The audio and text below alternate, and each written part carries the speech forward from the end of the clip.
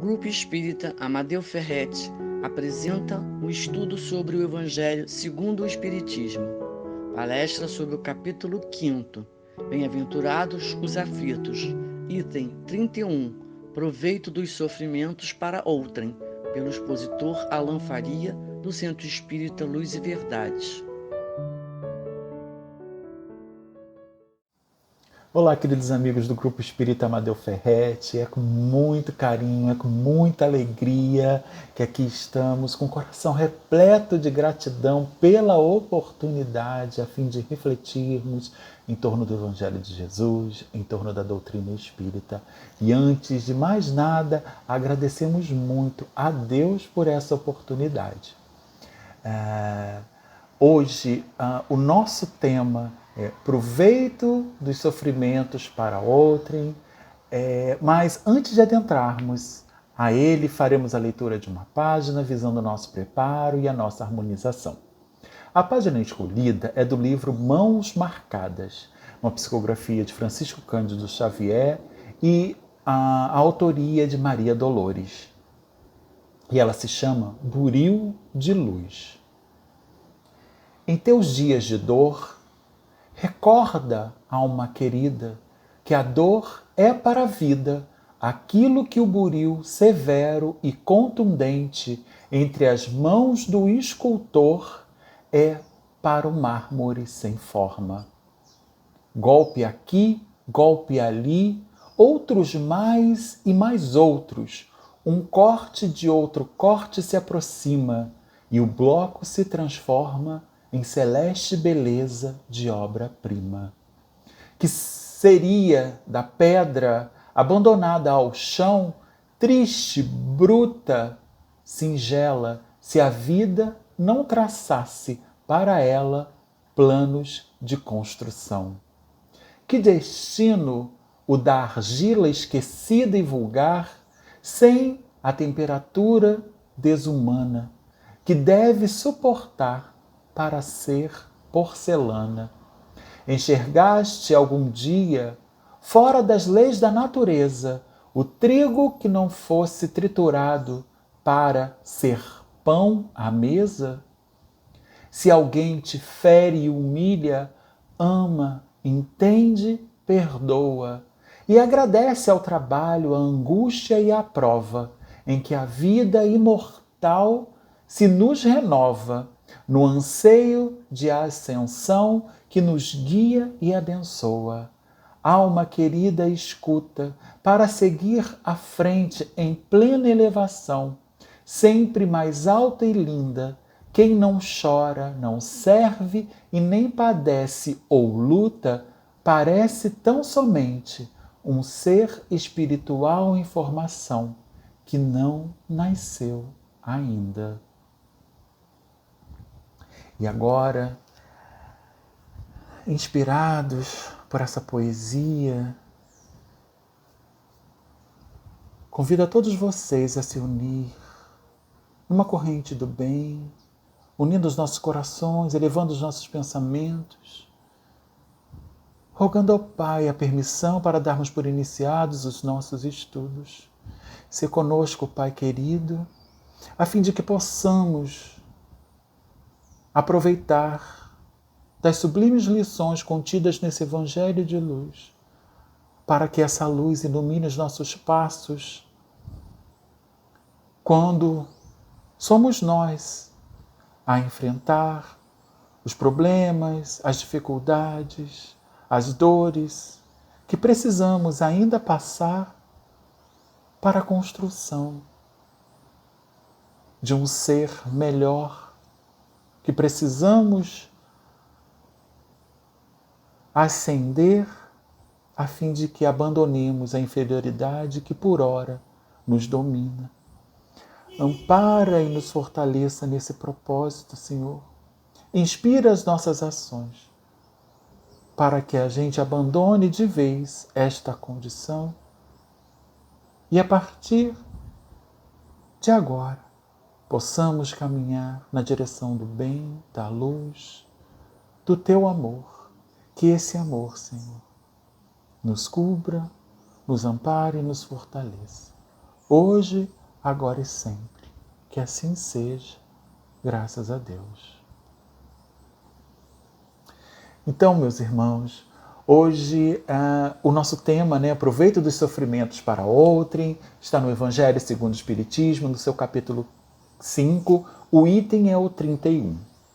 E a gente começa observando que o capítulo 5, onde encontramos o nosso tema das nossas reflexões, é intitulado Bem-aventurados os aflitos. Não por acaso, também, esse é o maior capítulo do Evangelho. E se a gente se perguntar algo do tipo, quem são os aflitos? A gente faz ideia? A gente teria essa resposta a esse questionamento? Aflitos, meus irmãos, somos todos nós. Todos nós que aqui nos encontramos ainda temos que passar pelas aflições, pelas dores e pelos sofrimentos. Então, este capítulo acaba abrangendo um monte de problemas e de dificuldades, de processos ainda necessários a todos nós, a fim de que trazer consolação aos nossos corações. Porque continuamos ainda fazendo as nossas interrogações. Quem aqui nunca teve uma aflição? Quem aqui nunca teve um medo, uma incerteza? Nunca passou por um problema, por uma dificuldade? Quem não teve uma insegurança? Quem de nós nunca se questionou, refletiu ou buscou respostas diante da dor, diante desse sofrimento, diante das tragédias? Esses são questionamentos que todos nós nos fazemos em algum momento de nossas vidas. Principalmente quando somos nós a sofrer. Na atualidade, neste momento, exato momento que estamos passando, que a humanidade está enfrentando, com relação à pandemia, por exemplo, esse é um questionamento natural. Pelo menos para aqueles que já entenderam a gravidade deste momento. E como, na maioria das vezes, não encontramos respostas satisfatórias a esses questionamentos, percebemos muitos irmãos se revoltarem, culpar a vida, culpar o outro e culpar até mesmo a Deus, inclusive duvidando da sua justiça, da sua bondade, da sua misericórdia. E isso porque muitas são as perguntas, mas quantas foram as respostas? Mas aqui nos referimos às respostas que esclarecem, que foram capazes de convencer ou ainda aquelas que foram capazes de consolar, que vieram de encontro às nossas angústias, aos nossos anseios e trouxe a paz e trouxe a harmonia diante de tantas dores e sofrimentos. Já paramos para pensar nisso? Muitas filosofias, muitas correntes religiosas respondem da seguinte maneira: você está sofrendo agora, mas vão para o paraíso depois. Ou que todo esse sofrimento, toda essa dificuldade, todos esses problemas é a vontade de Deus. Mas não explicam por que uns pagam um preço muito mais alto para adentrar a esse suposto paraíso. Ou porque uns sofrem mais do que outros dentro desta perspectiva em que nos encontramos. Não é verdade? Alguns outros que se dizem ateu, ou seja, que não acreditam em Deus, justificam a incredulidade, nessa ideia humanizada de Deus, que Deus privilegia uns e acaba se esquecendo de outros. Aquele Deus que pune, que condena, que se vinga. E é justamente aí, meus irmãos, neste ponto que nós vamos perceber a importância da mensagem clara, lógica, racional e consoladora que a doutrina espírita nos traz. Que Deus é a inteligência suprema, causa primária de todas as coisas, como diz lá a questão número 1 do Livro dos Espíritos, e que Ele é soberanamente justo, bom e misericordioso. Assim, tudo aquilo que nos acontece tem a sua permissão e existe um porquê. Isso vai da dor, do sofrimento que nós ou um familiar está passando, até a tragédia que o mundo está enfrentando na atualidade. Pois tudo aquilo que acontece é a consequência de uma causa perfeita. Portanto, é certo, portanto, é justo. Nós é que ainda não entendemos. Mas o fato de não entendermos não tira o aspecto justo e de que encontraremos a consolação na vida futura. Então, diante, dessas consolação, dessa consolação que a doutrina espírita traz para nós, a gente ainda se depara com o questionamento que Kardec faz nesse item que nós estamos estudando. Ele indaga a espiritualidade superior. Aqueles que aceitam seus sofrimentos com resignação, por submissão à vontade de Deus e tendo em vista a sua felicidade futura, só trabalham por si mesmos? Então, vamos entender um pouquinho mais essa pergunta, né? Ou seja, os que aceitam resignadamente o sofrimento não estão trabalhando apenas em benefício próprio, visando a felicidade futura? E Kardec emenda uma outra pergunta junto a esta. Podem eles tornar seus sofrimentos proveitosos aos outros? Que é o nosso tema.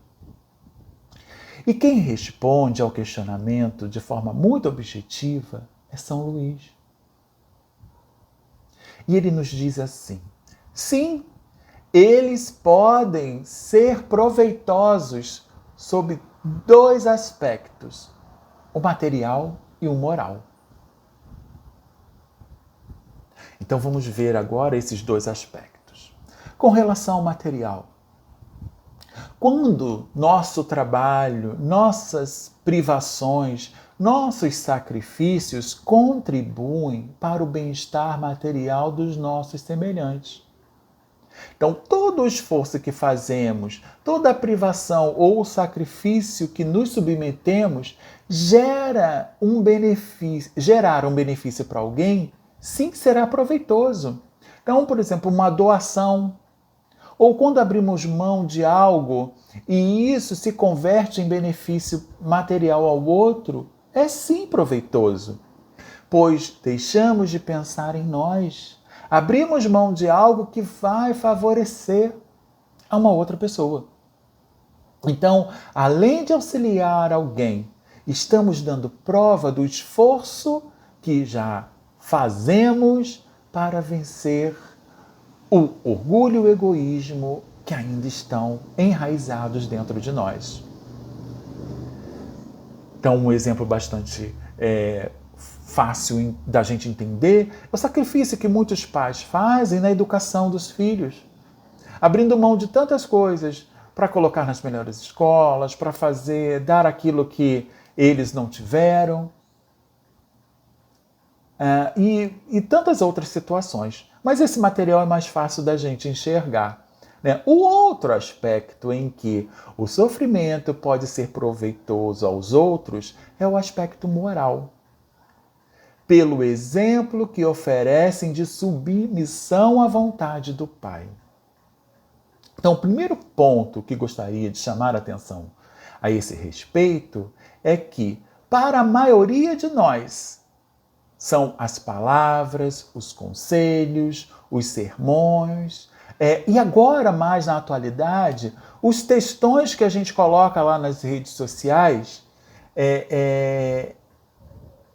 buscando ou com a intenção de mandar um recado, passar uma mensagem, educar alguém, achando que isso, dessa forma, vamos auxiliar ou fazer com que o outro entenda algo, mude de opinião. Então, basta alguém aparecer com um problema que nós temos a solução. Por que você não faz isso? Se eu fosse você... não vai por esse caminho, não. Tiramos no ato a receita do bolso para os problemas alheios. Não é assim? Mas por que é tão difícil encontrarmos respostas para as nossas próprias dores, para os nossos próprios problemas? A receita não funciona conosco? Então, esse é um aspecto bastante comum a todos nós ainda.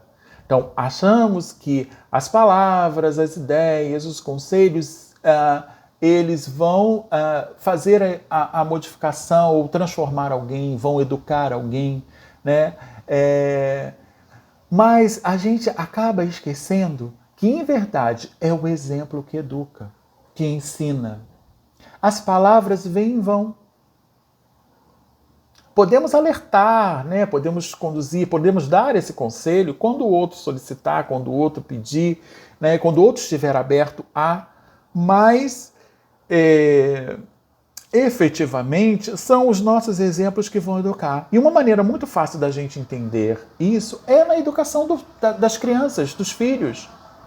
Os pais costumam dizer que mentir é feio. Quem não ouviu isso? Quem não falou isso? Não devemos mentir. Não é assim? Então, que buscamos educar ou que fomos educados. Mas basta alguém bater à porta, pedimos para o filho dizer o quê? Que não estamos. Que não vamos atender. Daí, reclamamos quando o filho tira uma nota baixa na escola e não nos conta. Quando o filho diz ter ido à escola e foi para outro lugar. Inconscientemente, o que se processa na cabeça do filho é: meus pais falam uma coisa e fazem outra. Logo, fica claro que o que educa é o poder do exemplo? E a gente tinha até aquele ditado: faça o que eu falo, mas não faço... faço o que eu digo, mas não faço o que eu faço. Não é assim? Percebe? Mas a gente esquece que é o exemplo efetivamente que vai educar. Então, não vai adiantar ter um belo discurso, saber todas as questões do Livro dos Espíritos, se não colocamos em prática. Continuaremos distante da melhora e da transformação moral que ainda precisamos efetuar. Acontece o mesmo processo conosco, que somos estudantes da doutrina espírita, que abraçamos a doutrina neste momento. Se ela não está nos auxiliando em nossa transformação, se não estamos colocando esses conceitos que vimos aprendendo aqui em prática, ela não está cumprindo o seu papel. Não porque a religião ou que a doutrina seja ruim, mas porque nós efetivamente não estamos seguindo os exemplos daqueles que aqui passaram e deixaram como mensagem essas mensagens tão edificantes aos nossos corações. E agora, São Luís vai complementar a sua resposta se dirigindo especificamente para nós espíritas. Ele nos diz que o exemplo do poder da fé espírita pode sim trazer benefício, pois ele induz a resignação. E essa resignação pode salvar o outro do desespero e das suas funestas consequências.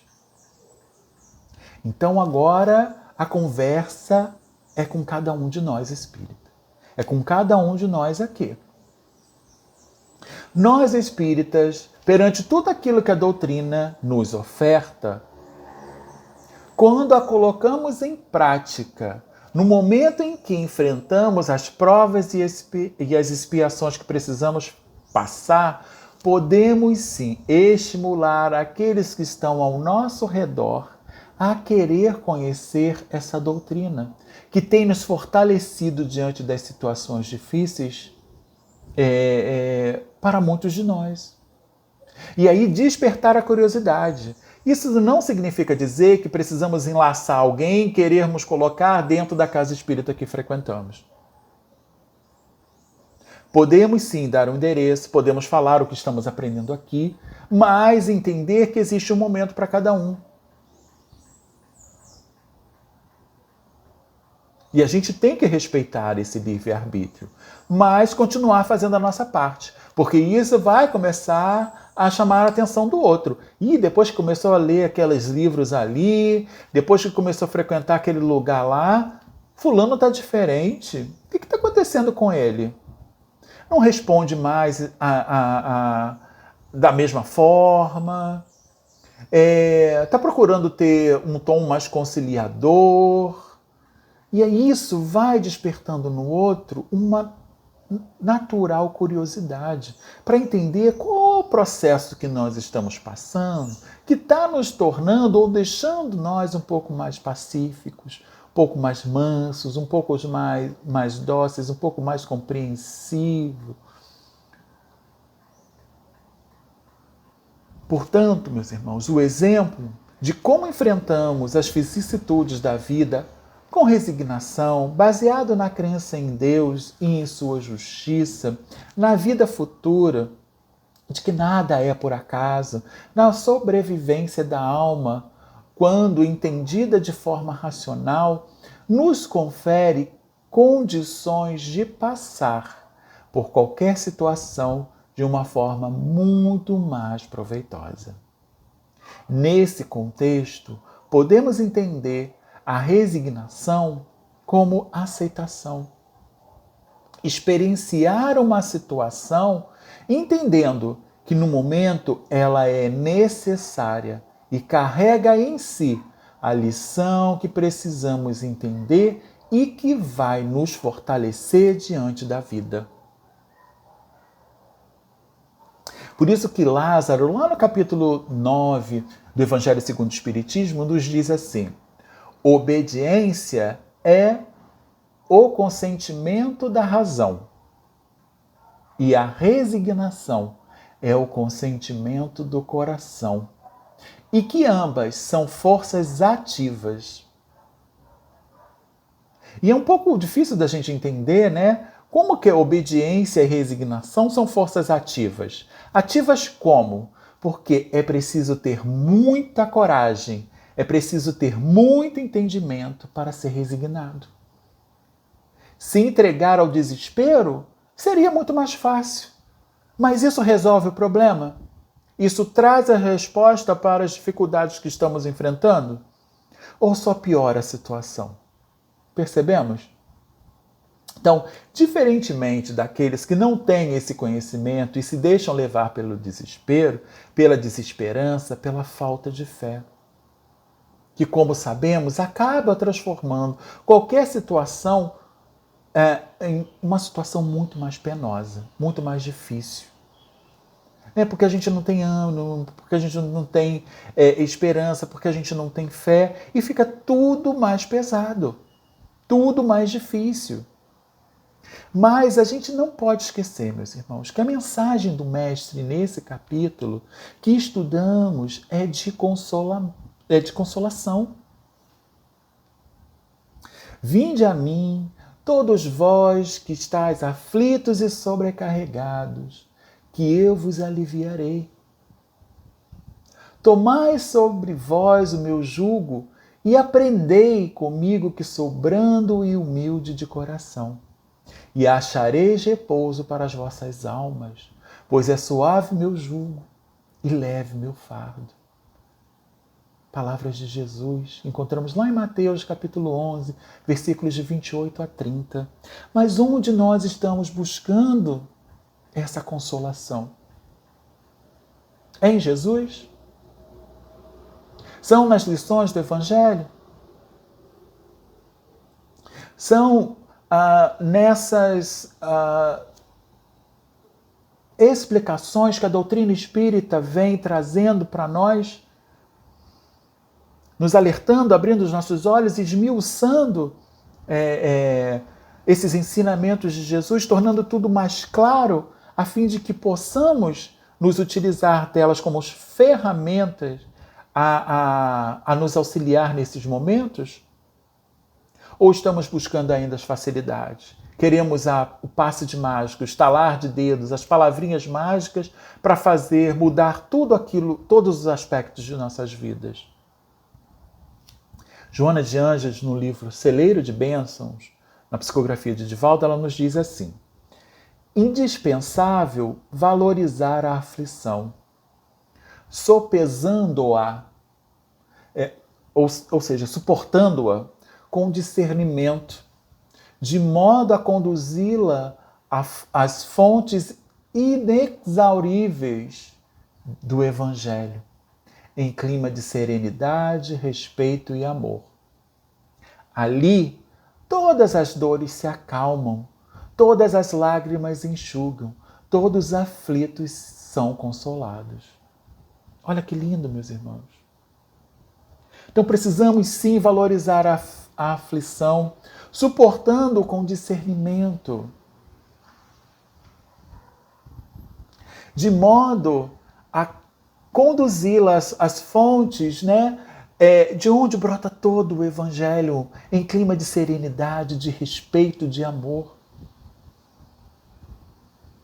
É nesse Evangelho, é em Jesus, que todas as dores se acalmam, que todas as lágrimas enxugam, que todas as aflições são consoladas.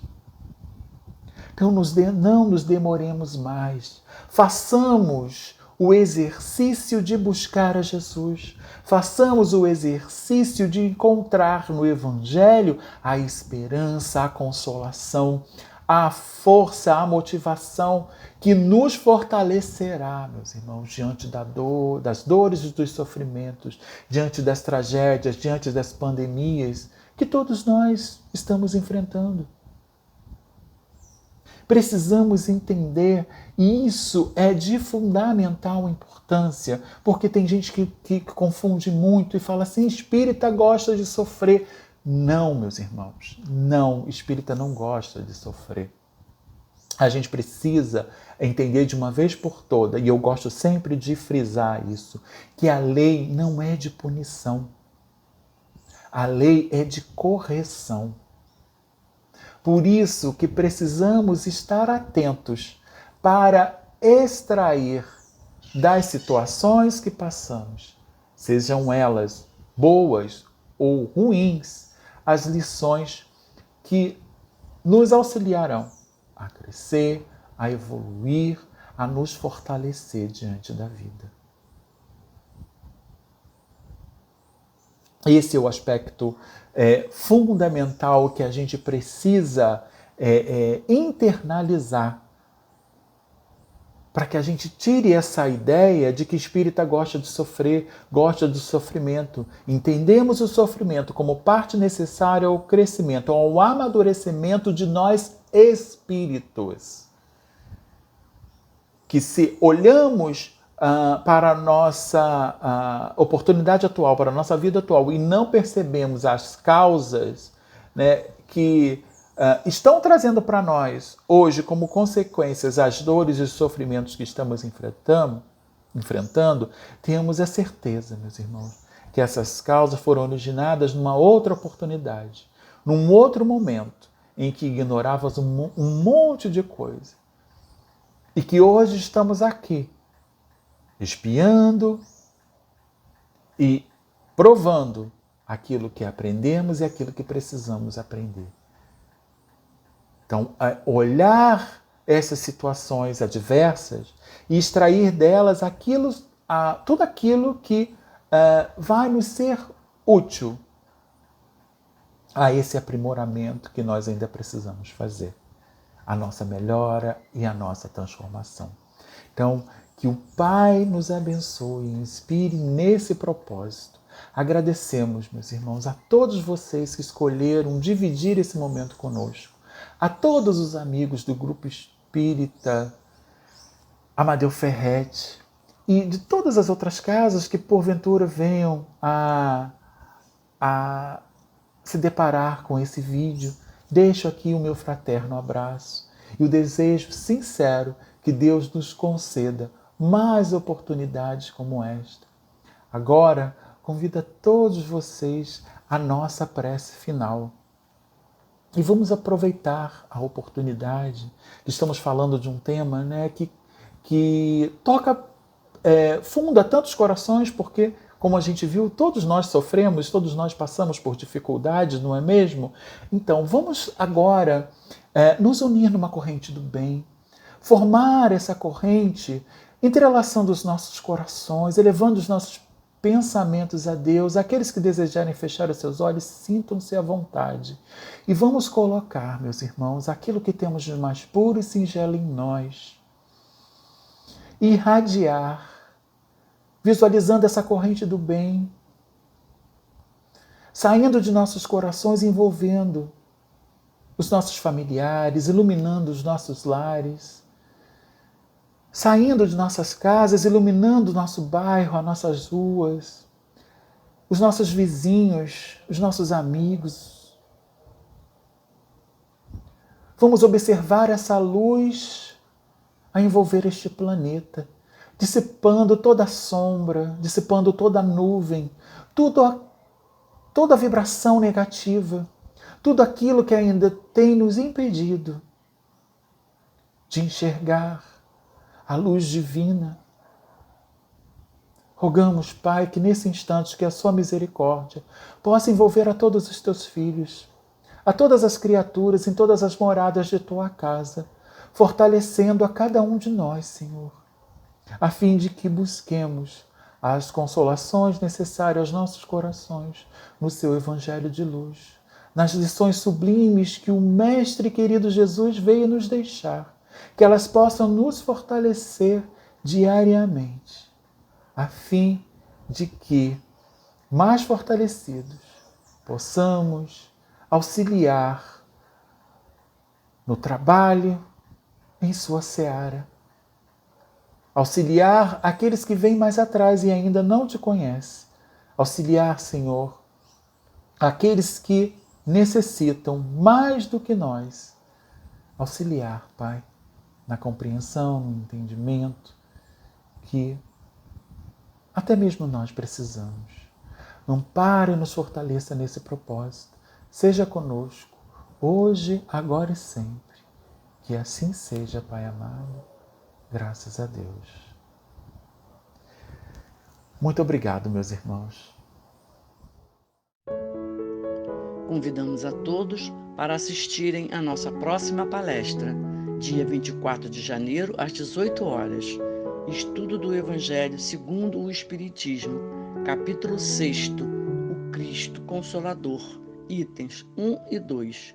O jugo leve, aguardamos vocês.